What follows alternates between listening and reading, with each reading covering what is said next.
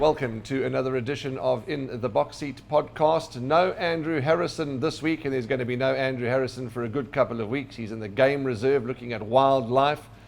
So today we've got Raheel Radhakrishna to join me, and it's a great pleasure. But today's podcast, ladies and gentlemen, you know, we often say in this industry that we love so much, there's highs and there's lows. There's huge highs and there's low lows. We're going to go across the world now and learn about a huge low that took place in France just the other day. And our guest today, international guest, is a gentleman by the name of Basher Watts. Basher, how are you? I'm very good, thank you. Thank you very much for having me on. And you led with it a very low, but I'm trying to get that out of my mind and concentrate on the very high. That regardless, we were first past the post in a classic. So, but yeah, you're right. It's been, I think it eclipsed, the roller coaster of emotions you can get in horse racing. The immense highs to the lowest lows of having it all taken away from you. But it's a lovely position to be in. I never thought I'd be in a position moaning that we got kicked out of winning a classic in the stewards room. But hopefully we find out the appeal today, and hopefully the correct decision is made. What time do you guys find out the appeal? UK time, of course. We don't know. We don't know. So I'm sat here just refreshing my emails all the time. It could have been yesterday. We didn't find out yesterday. So hopefully it's today. But yeah, every single owner is just on tenterhooks. A lot of people are saying it's like when you know someone's going into labour, you know something's going to happen, but you don't know when. So that's our feeling at the moment. Basher, how did you, we'll come to that again just now in the conversation, but how did you get involved in this glorious sport of horse racing? Yeah, well, for me, I was definitely like, I'm not horsey whatsoever. So I would say the majority of people in Britain, you're normally born into the sport. Maybe your parents have horses, and when you were younger, you had ponies. Not whatsoever. I'm not horsey in the slightest. I have got into it from a love of punting point of view. So I went to the Newmarket Guineas in 2011 when Frankel bolted up in the 2000 Guineas. And I had the first ever winner I can really remember. I had a tenner on Blue Bunting to win the 1000 Guineas at 22 to 1. And from that point, I was hooked. And like my personality, I'm very much like I get obsessed with things. I don't just, like it. If I'm going to like something, I'm all in. I'm all in. So here we are with hopefully a classic winner in my second year of doing syndicate. So it's been one hell of a journey so far. I mean, you briefly touched on sort of the culture in UK, but I mean, if you were to explain more about what the culture and the sort of the lifestyle is like when it comes to racing in the UK. Yeah, so as I said, majority of people are born into it. So, they will have ridden from a very young age, their parents working in the industry, and it's sort of that natural step and that natural progression of then working into racing. So from somebody not in a horsey background, to start off with, it's quite intimidating. You're going to the sales with these people that have, been there for years and are splashing huge amounts of money, and you feel like, a tiny fish in a massive pond. But also, with a lot of my followers, I'd say that 99% of all of my followers, they're in the same position of me. Like, we're not horsey, we're not from that background. And that's what I kind of try and do with my content is put a bridge over from like horse racing education. So like I'll have the farrier mic'd up talking about, when he's putting new shoes on one of my horses, like I didn't even know they have different size front hooves to rear hooves. Like, and a lot of people would be like, Bash, I never realized that either. And I'm trying to bridge the gap from that to the betting point of view, because that is the core interest of the majority of people in the game is they love the betting. And it's funny because in England, that's sort of been hushed a little bit. Like, when you used to watch a lot of the racing programs, it'd be someone in the betting ring, there'd be cash flying around, big bets. And with sort of the responsible gambling, that's sort of been hushed away, which I think is quite sad because the majority of people love the sport because they've had a tenner on a winner, or, they follow the form and manage to find a winner. So yeah, definitely my entry to the sport and everything was through a betting point of view. Bash, is this do you have another job? I mean, do you work? Is this your sideline? Is it, what is it? Yeah. Well, normally people think I'm a model, but no, this is my full-time job. So I went head first last June, actually, just after I bought She's Perfect. So I now have 7 horses, which run for the Bashfords Racing Syndicate, and I have my own racing club as well, which is like a forum for racing fans to try and meet and connect with other racing fans. So I'm very, very privileged that I'm able to do something I absolutely love. And yeah, I've fallen in love with the sport. I'm very grateful. And obviously, you seem to travel quite a bit, which is great. But where are you based? Where's home? I mean, where exactly is your home? Yeah, so the nearest city would be Norwich in Norfolk, which is like east of England. Yeah, about an hour east of Newmarket, which is a lovely part of the country, but it means we are far away from everywhere. So I'm clocking up a lot of miles, but as I said, I'm very fortunate where it doesn't feel like work. Um, so, as soon as I finish this interview, I'm going to get packed, get straight back in the car, head off to Kempton for a runner. Tomorrow, I'm flying out to Ireland to hopefully buy some more horses. So. Everything is very exciting, and yeah, I'm absolutely loving it. Let us now go back to the 11th of May at Paris Longchamp. I know you don't want to, but we need to share it with the followers. It was the French 1,000 guineas.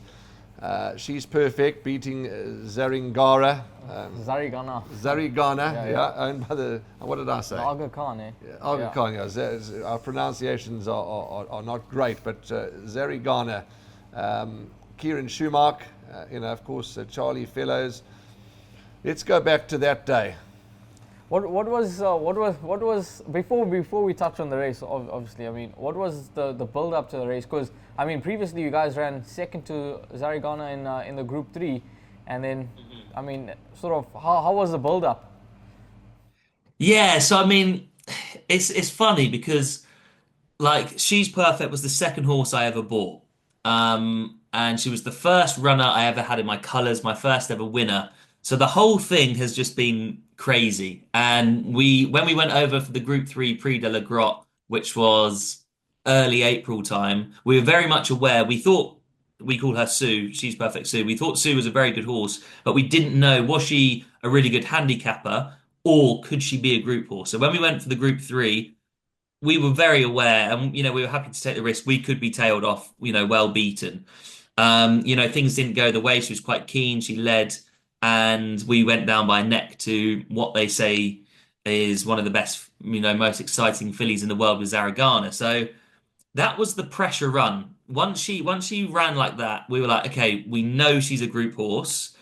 Let's dream big and let's go for the Pouliche or the French 1,000 guineas. So we went into it, and it's funny, there was like no pressure. Obviously, when it came to the race, we were so nervous, but it was we all collectively felt, and like the majority of all the syndicate owners, is their first ever horse they've owned, and it just felt like we were just living this movie, this fairy tale, and like the vibes were just pure excitement. Like there was no pressure on us. We weren't the 5-4 favorite. I think we went off 20-1. It was just like we know she's good. As long as she comes back safe and sound, we're gonna enjoy today regardless. And yeah, what happened next? No one could even have imagined. It's funny. I'm a massive manifestor. I manifest everything. And every night after the Prix de la Grotte, I would go through the race every single time. Obviously, every outcome was she won. And the one thing I didn't think about was a steward's inquiry. And I was kicking myself that I didn't try and manifest that not happening. But yeah, it was just like when you look back now, it was a blur, and I still can't believe what actually happened. It's sort of so weird because I've obviously watched your whole vlog about the day, and past the line you were sort of looking around and thinking, did we win? Did we win? Yeah. And you're sort of in doubt. And I mean, what was that wait like once you actually found out about the steward's inquiry? Because I think it was about 16 minutes.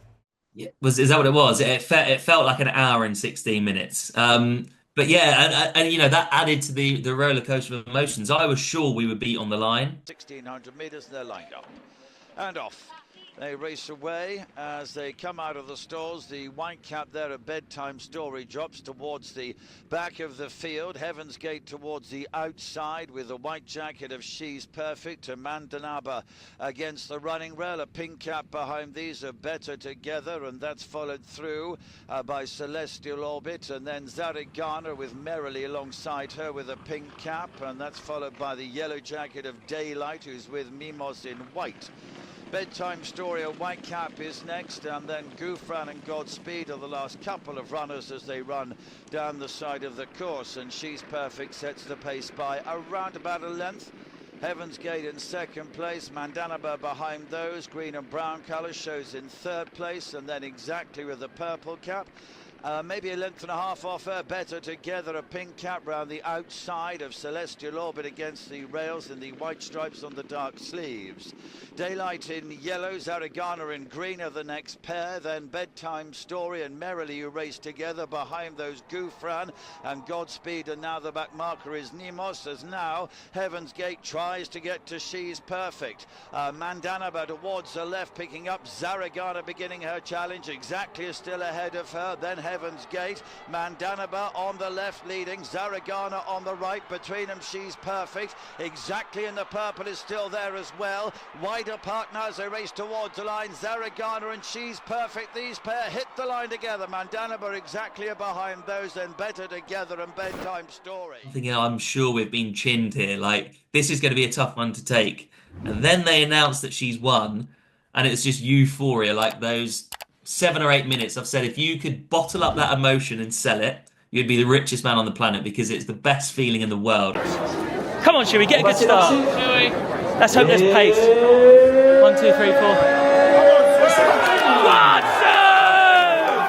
Come on, my girl! Are we leading? Are we leading? Is that us? There's no pace. Come on, Ansu! We lead in the Guineas! Come on, Shuey! Slow it up, Shuey! Slow it up, Shuey! Come on, the king! Slow it up, Shuey! And pinch it from the front. Just like... Come on, Sue! 277 days ago, we were like this at Haydock. We lead again. Oh, we love him, we love her. Where's the fab?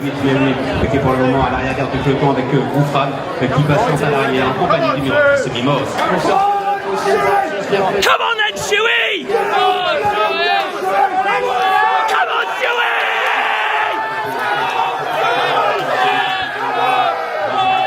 Come on, Shuey, fight!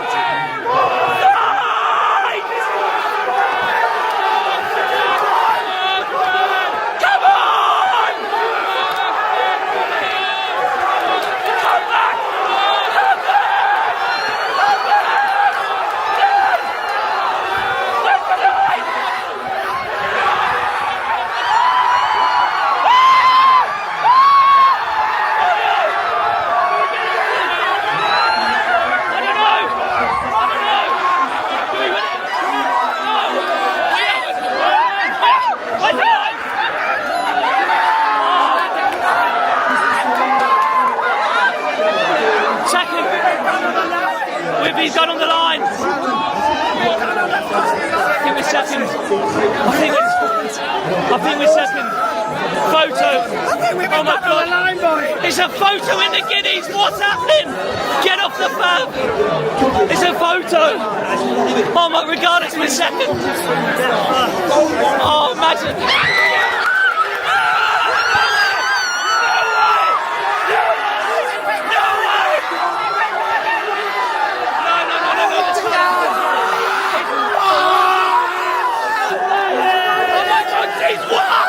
We fucking won the Guineas! Yeah!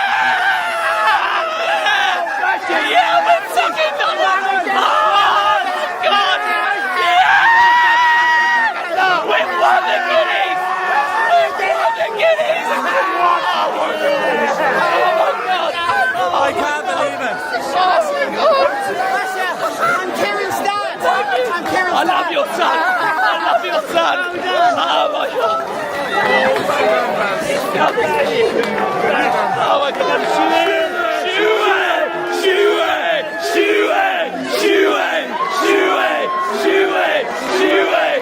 Oh my God, we won the Guineas! I played! I don't tell you! I played! Thank you! Oh my God, we won the Guineas! We won the fucking Guineas! We won a classic! Oh my God! Oh my God, where is she? Oh my God! Oh my God! Oh, this doesn't happen. This doesn't happen. Where is it? Oh my God. She's a superstar. She's a superstar. Where is she? Let us through. What have you done? Excuse me, excuse me. Thank you. That's my horse. Try stopping me. Where's the king? Charlie! Charlie! We've fucking done it, Charles.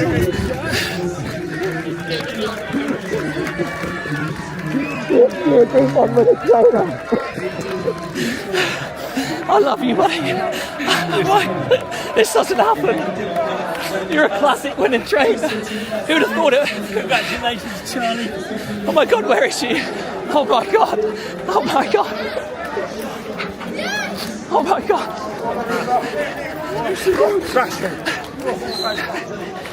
Come on, sir. Oh my. Oh my God. Are you ready? Shuey, we love you. You've changed my life, girl. You've changed my life.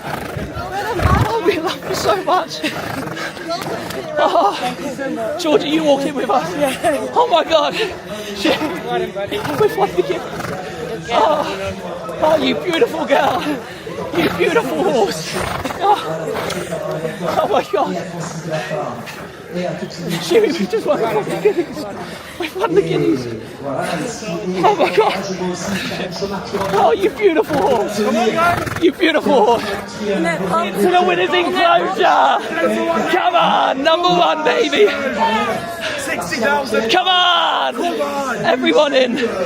This doesn't happen. I could not believe it. We went on the biggest stage of them all and we beat all of them. We beat, the Aga Khans, the Coolmores, with our 50 grand horse. She's perfect. I'm not sure if you're aware. She was unsold at the sales. She was unsold in the ring. We picked her up for 50,000 euros, and we beat the best of the best. And the annoying thing is that the communication from the racecourse was dreadful. So we'd had the winning photo, Charlie had done the winning interview, I'd done the winning interview, and it was only after the interview where the lady who interviewed me said, "Bash, you do know there's a steward's inquiry?" And I said, what? Like what? She's like, yeah, you've drifted off slightly. It's the steward's inquiry between the front two.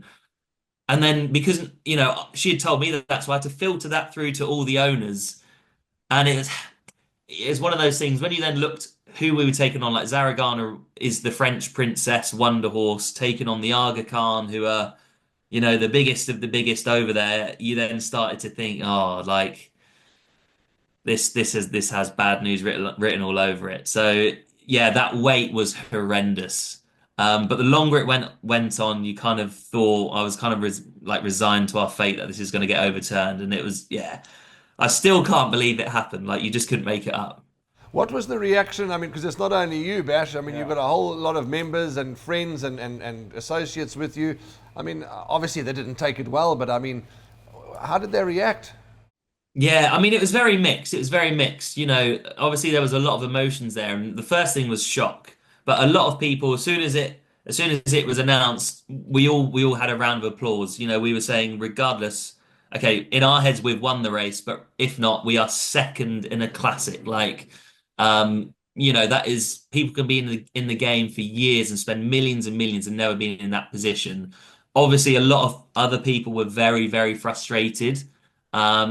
And it had that feeling of it was the home horse getting the favoured result. When we then, we were then invited into the steward's room to look at the interference. And I'm used to English rules, and that interference wouldn't even warrant a steward's inquiry in England. So we obviously felt very, very hardly done by, but I quickly had to remind people, if anyone would have offered us second at the beginning of the day, we would have bitten your hand off.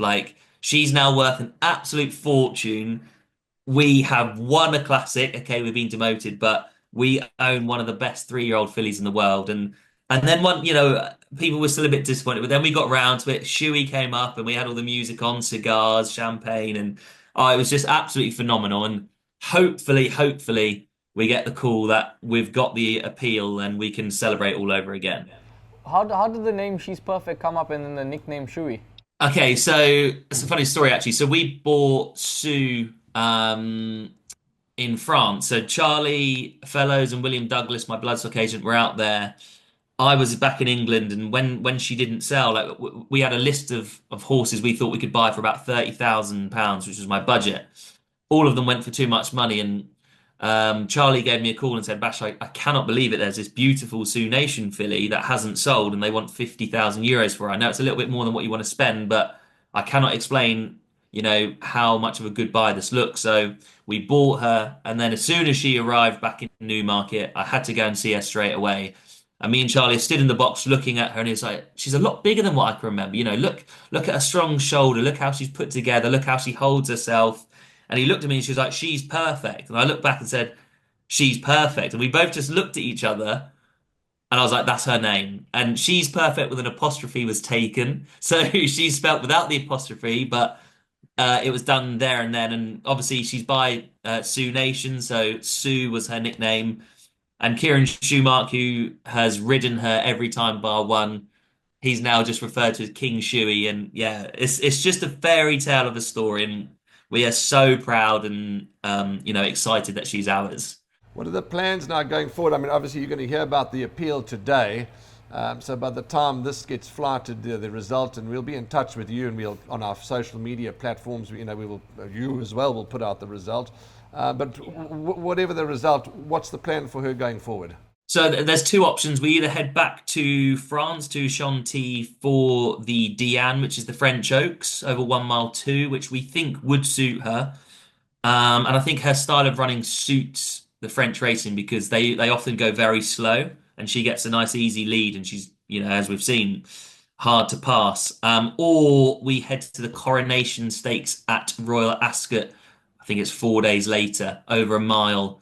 And it's like a 50-50 decision at the moment. I've got a few owners that are like, I do not want to go back to France because not only are you taking on the runners, you're taking on the stewards. But then on the other half, the people are saying we've got one more shot at winning a classic and it's in France. And how sweet would it be to go back and win a second one? Yeah, put the record straight, absolutely. Exactly that, which is kind of my viewpoint. And I never thought I'd have a chip on my shoulder about winning a classic in France. So I think, me, Charlie and Shuey, we need to sit down because I think Shuey's keen to stick at 1 mile, but we also think the race at Ascot, like on paper at the moment with, Lake Victoria and Desert Flower, some of these horses, it looks one of the best races of the week. So I'm leaning towards going back to France, but we will see how, she's not done any proper work since, so we'll see how how she's working and plan from there. I mean, just touching on Bashawart's racing, you mentioned you guys have 7 horses. Is it spread amongst different trainers? Does Charlie have most of those horses? Yeah, so Charlie has 6. So I have 6 flat horses with Charlie. I branched into the national hunt scene with a horse called My Mate AJ, who's in training with Ben Pauling, based near Cheltenham. But as I said, I'm hoping to go to Ireland and buy 2 more horses this week, one of which will be trained up north by a lovely trainer called Rebecca Menzies, and one will go down south. So I've got a nice... I'll try and always have sort of 6 horses with Charlie. I'm only an hour from him. But I think, a lot of people want to get involved, but they live quite far away. So I'm hoping to branch out to northern and southern trainers as well. I see you guys obviously recently purchased the horse. I think it was after the 1,000 guineas as well. Well, it was actually the day before. And it's funny because that was the exact sale where we bought Sue the year before. And it was lovely. We went and saw the consigners who we bought Sue from. And, they were saying, well, look, we need to make good money this year because we were absolutely robbed of a Sioux Nation filly for 50 grand last year. But yeah, so I bought another lovely Sioux Nation colt at the Arcana Breeze Ups the day before the French 1000 called He's Perfect. So he's got big shoes to fill. So there's a lot of pressure on him. But yeah, he looks a lovely horse. Bash, I see on your website there's there's the Basher Watts Racing Syndicate and then the Racing Club. What's the difference? Yeah, so obviously the syndicate is the horse racing ownership, self-explanatory. But for me, I don't know what it's like for you guys over there, but in England, I would say 99% of the interest from guys is football. So I always say, if you were to stop 100 random guys in the street and ask them, who won the Premier League football last year, I reckon 90 of them would be able to tell you it was Manchester City. And if you ask the next 100 lads who won the Cheltenham Gold Cup or who won the Derby last year, maybe 5, if you're lucky, could tell you. It's a very niche sport over here, and especially for like younger people. I had so many people message me on Instagram and Twitter and TikTok saying, Bash, if you're ever coming up north, I'd love to go racing with you because none of my friends are into racing and I have to go on my own. So I thought about it for a while. And I thought I need to like create a club, like a community where us racing fans can connect with each other. So Star Sports, my sponsor, they give us free tickets every month. So for example, Saturday we're all going to the Curragh for the Irish Guineas this weekend with a free ticket. And so every month we go somewhere racing for free together. And I obviously like put all my bets in any information I hear, but it's not a tipping group. It's like a community for like-minded racing fans. We're about 200 people strong, and it's lovely because I see a lot of people, going racing with each other that they'd never met before, and now they're at Kempton on a Tuesday night together, whereas before they'd have been on their own. So it's great fun, and the group chat can get a little bit wild at times. Charlie, your trainer, of course, of She's Perfect, Charlie Fellows. I mean, what's he like with owners? Because syndicates come with a lot of owners, and I mean, he's obviously receptive to it. Yeah, for sure, and that's a massive part of why I chose Charlie. When I was speaking to quite a few trainers before I bought Believe the Storm, my first horse who runs tonight, and Charlie said, "Look, come down, meet me, meet the team, see the facilities before you even think about sending a horse to me." And when I went there, he said, we have an open door policy. You can come and see your horse whenever you want. Just drop me a message. As long as we know you're coming, you can come and see your horse whenever. And for me, that's a huge part of it. Like Believe the Storm, my first horse, we had to wait 18 months for him to run after we'd bought him. But we were still, I was up there every week, but we still every month have like an owner's day and people can go whenever they like to see, because for me, that's half the enjoyment, seeing these beautiful animals, when they're relaxed, when they're going through their work, for me is half the enjoyment. And Charlie's, you'll struggle to meet a nicer guy than Charlie. We've become like best mates. And, as I said, I was new in the game and he really took me under his wing and taught me loads. So the fact that in my mind, I paid him back with his first ever Group 1 winner and it was a classic, I'm extremely proud of. But yeah, he's a lovely guy and a lovely trainer.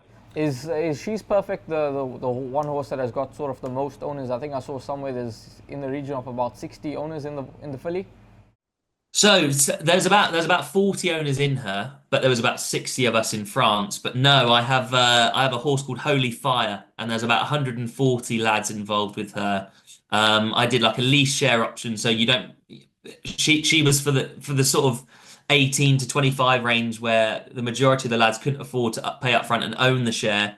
So she was just £40 a month, nothing up front. And it's funny because we went to like Newcastle for a 0 to 70, like just before Christmas. It was freezing cold and there was like 34 lads there like wanting to see her. Like we took up the parade ring and she was fourth. But that's what I love, the passion that people have and the love they have for their horse, regardless of how good they are. That's what it's all about for me. Bash, have you been to South Africa? I haven't, not yet. Are you going to invite me? Absolutely, yeah. absolutely. Because so that's fair enough. You haven't been to South Africa, but have you sort of investigated our racing? Do you know anything of our racing? The big race, the Hollywood Bets, Durban, July, and our big races. Yeah, to be fair, it's something I'm learning far more about. Like, I never used to watch American racing, French racing, South African racing, but the more invested I get into it, the more of it I'm watching. And Terrefontaine's always on, and I have a lot of people from South Africa and around the world that are always sort of message me. So it's definitely on my agenda. So yeah, let me know when I need to come over and where I need to go, and I'd love to do it. And a lot of people would love the content as well. So I think it'd be good fun. Yeah, no, absolutely. We could, as Raheel says, Hollywood Bets Durban July time would be the greatest time. It's our big race. And, talking about objections, and, I'll never forget Wiley Hall. There was a horse called Wiley Hall, and I think it was Legislate. Went to the line as one. There was a winner taken away in the boardroom. There were 50,000 people on the grandstand. You could hear a pin drop. So we've also experienced that from a spectator's point of view. But yeah, try and, we'll talk offline. And if you're ever in the country, please believe me, you'll be well received and you'll be well looked after, because South African racing is special, as is yours overseas. But we'd love to have you here. Oh, I'd love to be there. Absolutely. Let's get it planned in for sure.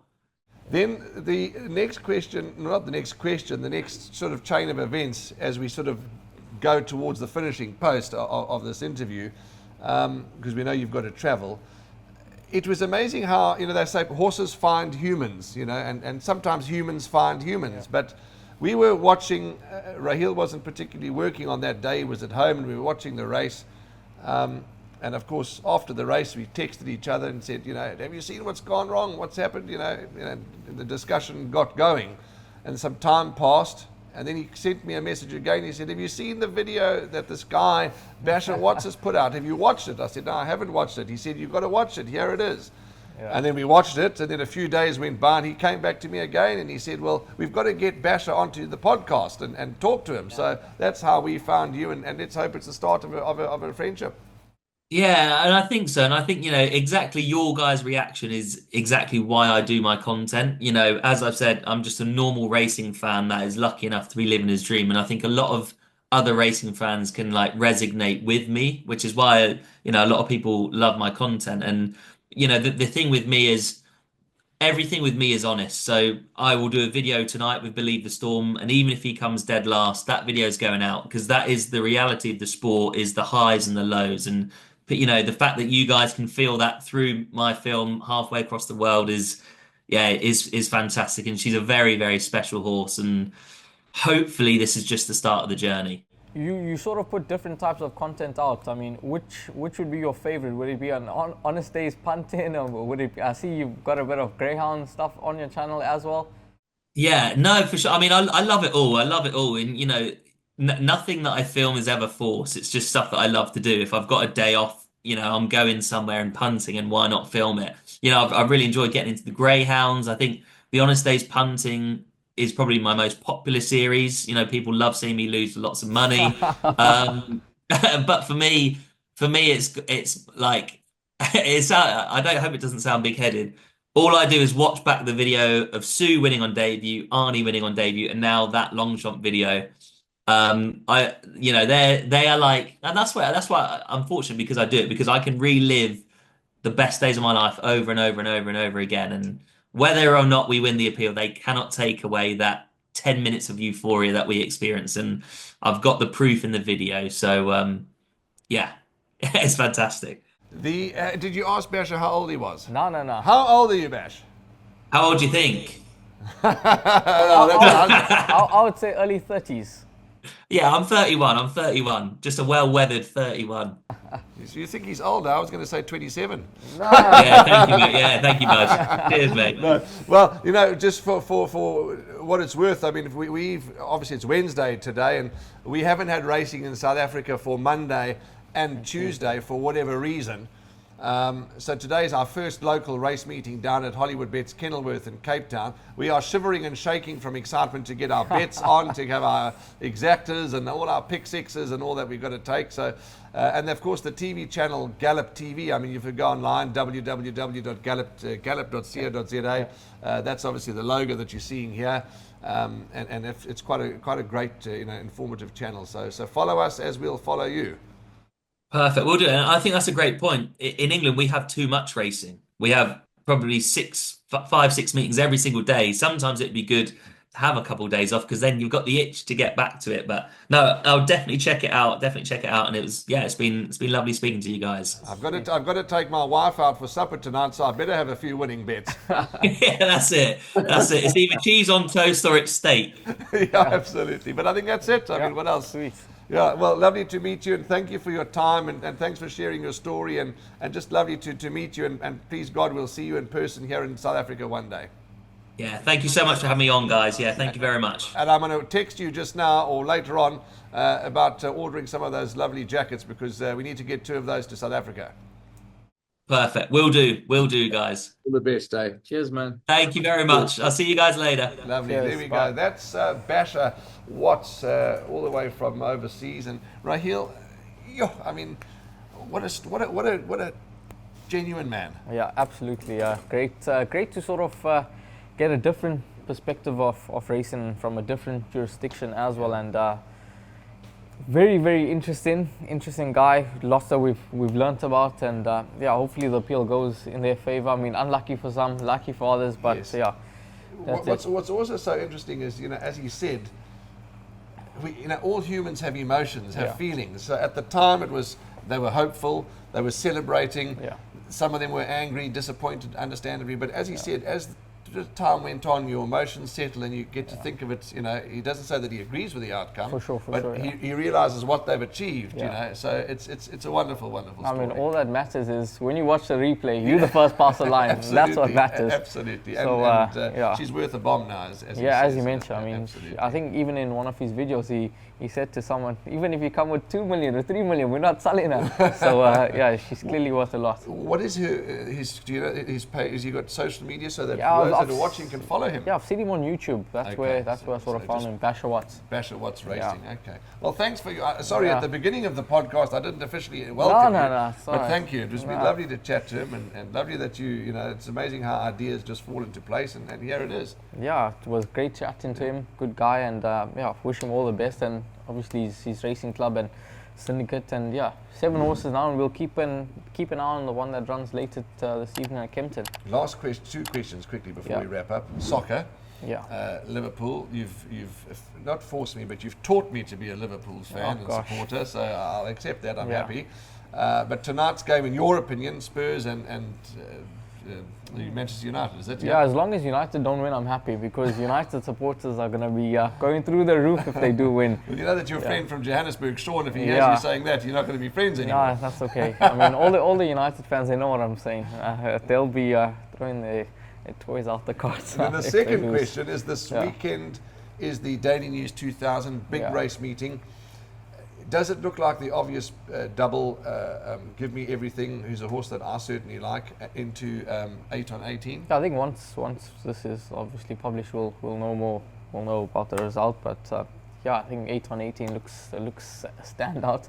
I mean, he's the best 3-year-old over 2,000 meters, and I think we'll see that on Saturday. And then yeah, talks on that he's not going to the Hollywood Best still in July. But I think we'll obviously find out more about the plan after the Daily News. And yeah, he's a proper racehorse, and we saw that in the Guineas when going over distance short of his best, running second to stablemate Sailors. He's doing his best work at the finish.